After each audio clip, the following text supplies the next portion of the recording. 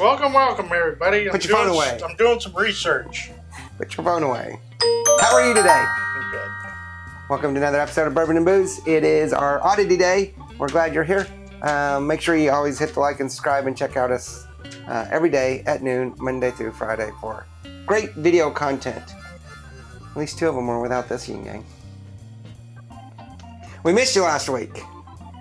Yeah, well. It was my fault, I know. So I'm still a little scratchy, a little hoarse, but I'm feeling much better. Is that all from the allergies? Oh yeah, just massive allergies. And then, You know of course, what it's was? like... That cat. Yeah, I don't like cats. I like cats, I don't like cats. And then it's like winter outside now. I'm freezing. So I told my wife I was going through menopause. Menopause? Yeah. I'm old.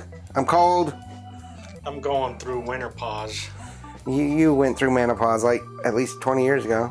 Because it's like, it gets nice, and it's super nice, and then it gets cold. Right. So, yeah, it's number one. Welcome. We have a special episode for you. Cody, which you see on Fridays doing the cocktail hour, and he's usually behind the camera. He's sitting over there. Just turned 25 last week. And so for his birthday, I picked him up a couple of really good bottles. And you'll see them eventually. Actually, when I say yesterday, we're actually holding this for an emergency. So it could be months from now. I just thought about that. It's really hard to film videos early and then try not to date it. But as of filming this, his birthday was just the other day. Because we're filming it today, but it's not going to release until the future. So actually, we're back to the future. So, I bought him a couple bottles, and one of them was the Hennessy. He's a very big Cognac fan, and he likes Hennessy. And we've done episodes on the Hennessy Black and the Hennessy VSOP. And we have a bunch of episodes coming up. No? VS. The Hennessy VS.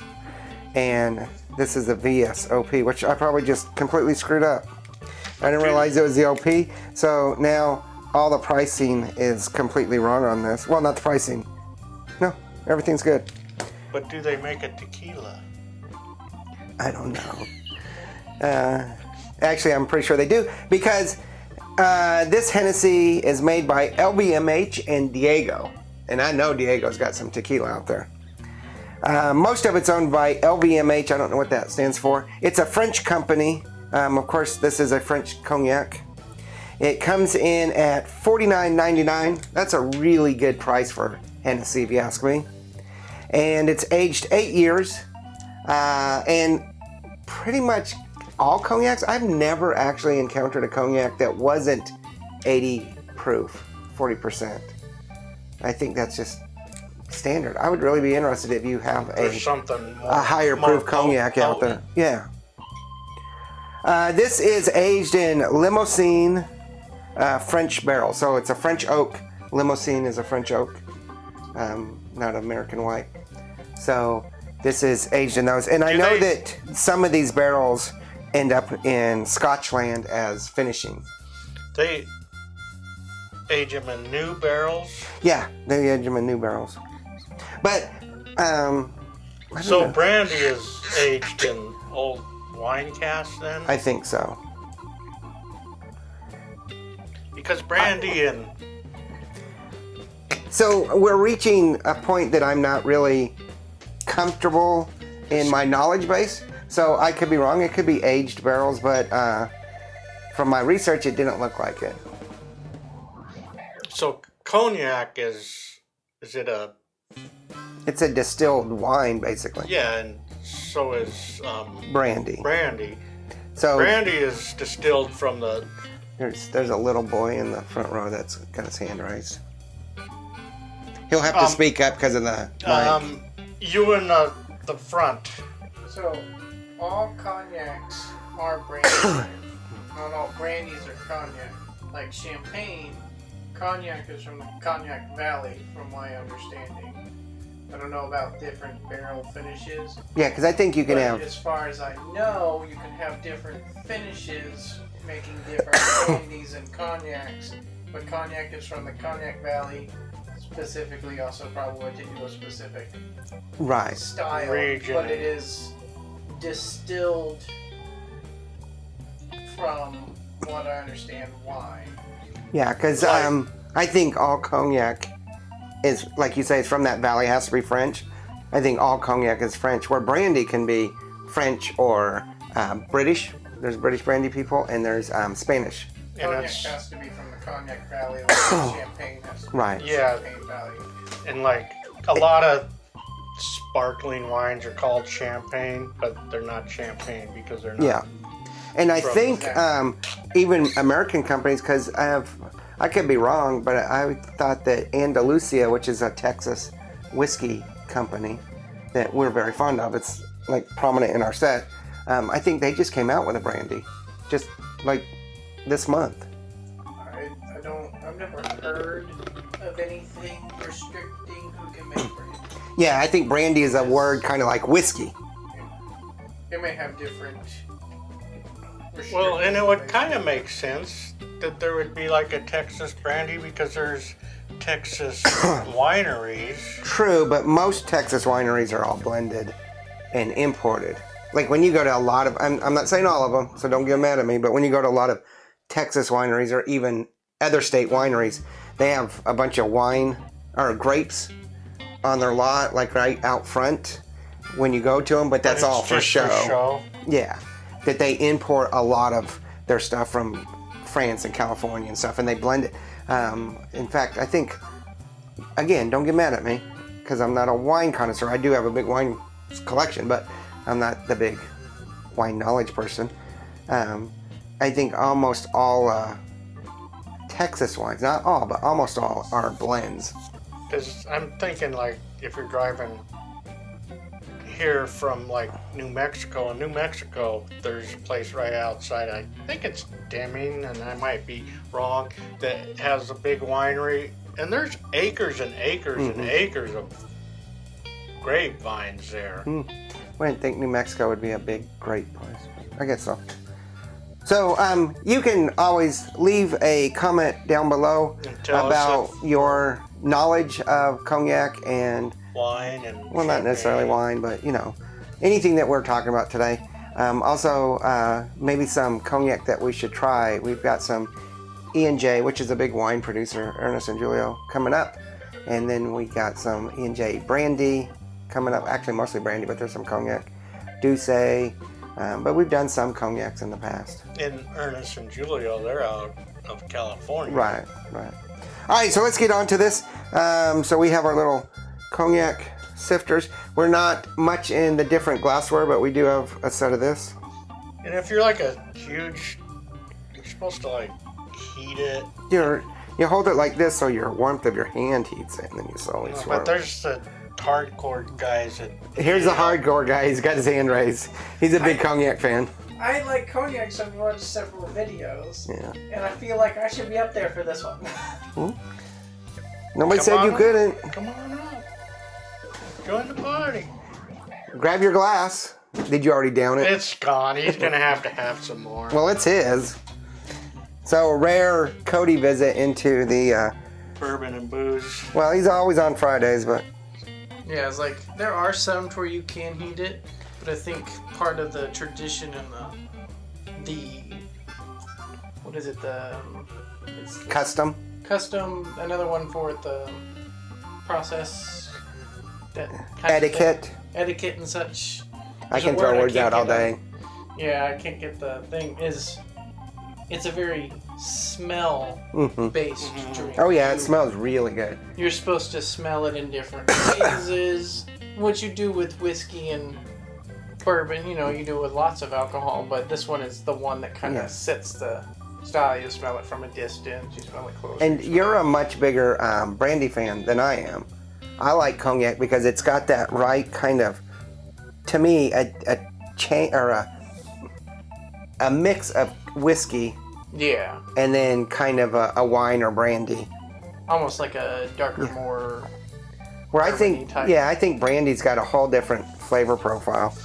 Well, it's like I was friends with a guy who was from one of the Eastern Bloc countries, which is kind of escaping my mind right now. And he was big, and he would be like, you'd come over and he'd be like, and you gotta do is you get to smoke and you get, and it's like, well, and that was a big process for him. That's how our dad was. And that's why you're like, one of them is you can kind of heat it over a candle just to make the alcohol evaporate quickly, but another one is just to hold it. That's why they're shaped like this, is you're supposed to hold it and let the hand heat it up, and as you're sipping and sniffing, it evaporates and warms up more, releasing more aromas at different times. And if you do that, I watched a couple of videos. Candle, and you just take a big whiff, it's like it's like smelling like maybe horseradish or something. It's like, whoo, the sinuses are clear now. So super smooth, and a lot of where I learned to drink, assuming proper drink, was from Dad. Growing up in the 70s and 80s, we'd be listening to classical music because he's a huge classical music, that vast classical music library, and he would be into cognac and brandies and liqueurs and stuff, and he would always tell you how to do it properly, and that's how I learned. And there's, because it's so widespread throughout the world of different places, that there's different traditions and rituals. That's the word I was looking for. Rituals. A lot of it is a ritual, or just because you have a nice fine meal, and then you retire to the library or whatever. Right. And I find this is an after dinner drink. And you sit there and you like maybe light a cigar and you sit there and you. However, for your birthday, we had it before dinner. We're pretty sloshed before your birthday. I didn't actually end up having it before dinner. I was gonna have it after, but then I had a food coma. So this is the first time I've had it. Hadn't eaten in 24 hours and was heavily drinking before we sat down for dinner, and I was doing good. That's good. So too much food. Very smooth, the VSOP, which means very special. I forgot already. Something pearl or other. Yeah, we already forgot. We did look it up because we were curious. The VS is very special. Yeah. I can't remember. And I think we did this on our last episode when we talked about this. Very special something pale. PALE. I'm sure. Don't you have your phone on you? Yeah. Mine's over there by the thing. It's very smooth. And of course, if you like cognac, it's really hard to find. We've had some really inexpensive cognac that I didn't like. Cody did, but I didn't like. I like about a $30 to $40 range. This is a little bit heavier. Hennessy to me is almost the pinnacle of cognac. Very special old pale. Very special old pale. What's the Remy? Is that Remy Martin is a cognac? Yeah. Something like that. We haven't tried that, but Hennessy to me is, and that's, pretty much like in airports and stuff, it's the one that they push. And the thing with they have from the bottom to the top, so yeah. Everyone can have Hennessy as their favorite brand because they can get the lower end, but they can also get the $10,000 bottle of very special old pale. So this is kind of sweet. It's not like whiskey. It just the aroma's like whiskey to me. The flavor is more like a sweet wine, but higher content. There's not really a lot of bitterness or bite to it. You can tell that it's like a derivative of wine. Or grape. Yeah, not really wine, but the pressings of the... Yeah. Grappa is the pressings. Grappa is when you distill the leftovers from the pressings. This is probably they made beer out of wine, or out of the grape juice, and then distilled it. Instead of it distilling from wine. So this is basically, because you have like wine, then you have high wine, which is a higher distilled wine up to like 30%, I think. And this is probably even a higher wine. So they take the wine and distill. But part of wine, is, like especially red wine, is you actually age it in oak. Oak barrels. And when you do it at home, you put oak chunks in there. This is probably without that factor. They just made wine without any of the distinctiveness that you put in wine. Got it to the right. Distilled it. And then distilled it. And then distilled it. But none sure. We should look it up. We do enough here and there with...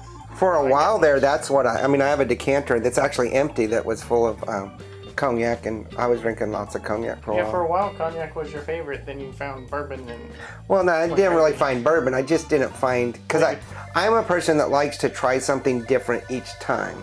And That's what I meant. I'm not really able to afford a lot of cognac because they tend to be a little bit higher priced for the good stuff. The good stuff. And I think that bottle that I bought that was like under 20 really turned me off. The one that had the crooked. Terrible. I didn't really mean, care for it. It wasn't unbearable, but it was also probably worth its price. Yeah, definitely. It's worth its price because it was under 20 or so. I like St. Domains, which we have an episode coming up eventually, except for the bottle's almost empty. And I have a bunch of different things that I like, but Fusey is my favorite. Well, and Arctic Velvet Cognac. Oh, yeah, good. Pretty good. Yeah. And so, like, That was a weird. there's a wide variety of cognacs and stuff. Because when you go to the liquor store, I mean, there's a lot of bourbon Yeah, and but tequila. not as much as in cognac. But there's still a pretty good. Yeah. The thing with Retail cognac space is for- you have, and this episode's gone really long, sorry about that, but the thing with cognac is you have like your base, your VS, and then your VSOP and your XO, and all that keeps going up and like up. this. Yeah. Is there's a Hennessy VSOP, Mm-hmm. XO, and then different iterations on Right. VSOP. When you're just like, what's all the difference? Because it mostly just says Hennessy VS and VSOP, and you have Mm-hmm. to know what to search for on the bottle to be like, oh, this is the really expensive one for this reason. So I will tell you, this, by the way, is a good pickup, and happy birthday. I will tell you that one of the last things I did with cognac is I took staves and put it in a mason jar with cognac in it and soaked them for about 3 months or so. And I still have them, so it's going on a year in there. And I take those staves out and I'll put them in bottles of our bourbon, or barrel-aged bourbon, and totally change the profile. So we You take could the... just do with your favorite bourbon. Yeah, you could. Get yourself like a cheap So what I would do is you Kentucky buy... Gentleman, Colonel Lee, Yeah. something like that, and do the same thing. Uh-huh. And it might give it a nice. So I Flavor. buy these staves, already charged staves, that will fit in a bottle from some guy out in Kentucky. So they're not like the cork bottles that you buy. And I have mason jars full of like tequila and rum and all sorts of stuff, and cognac's one of them, port, sherry, and I have them full, soaking. And so I'll just take a barrel, a bottle that we've barrel aged, or like you say, you could buy Kentucky Gentleman, which is, Yeah. and you can put it in there for a couple months, and it changes the profile completely. And if you don't know what a stave is, it's like a 3/8 There's by a 3. whiskey channel. They know what's there. Some don't. 3/8 by 3/8 by 3 inches long piece of charred Mm-hmm. oak. Yeah, not like a charcoal, but char. Yeah. So a real stave. So this is the longest informational This is video. gone completely off topic. Yeah. Too. So Should we start this video? Yeah. So here is an actual stave. It's the size of a barrel, and it's charred, and this is where all the whiskey goes in.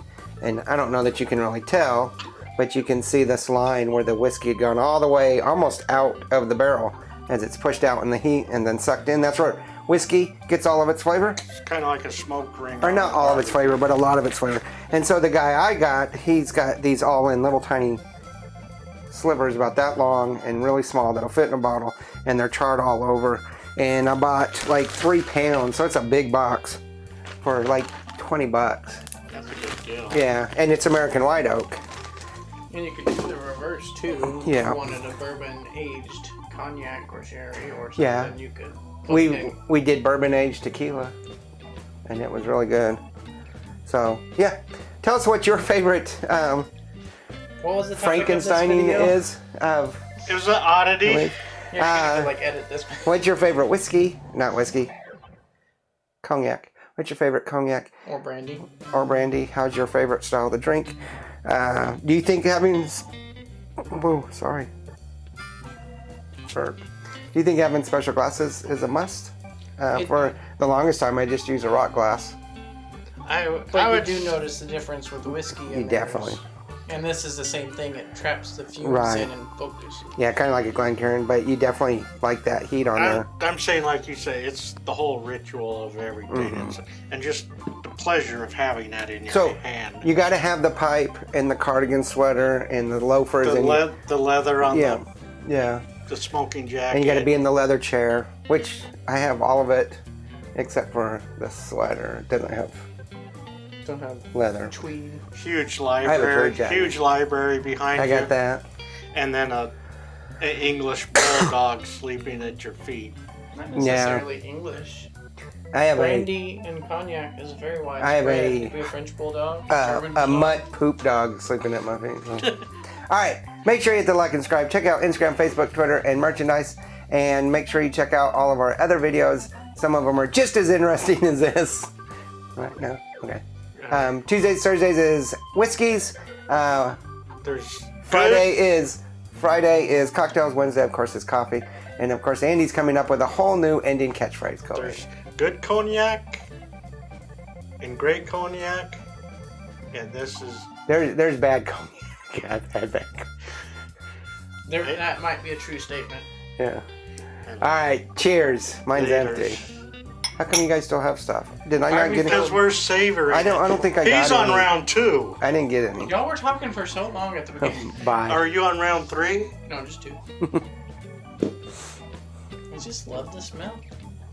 Laters.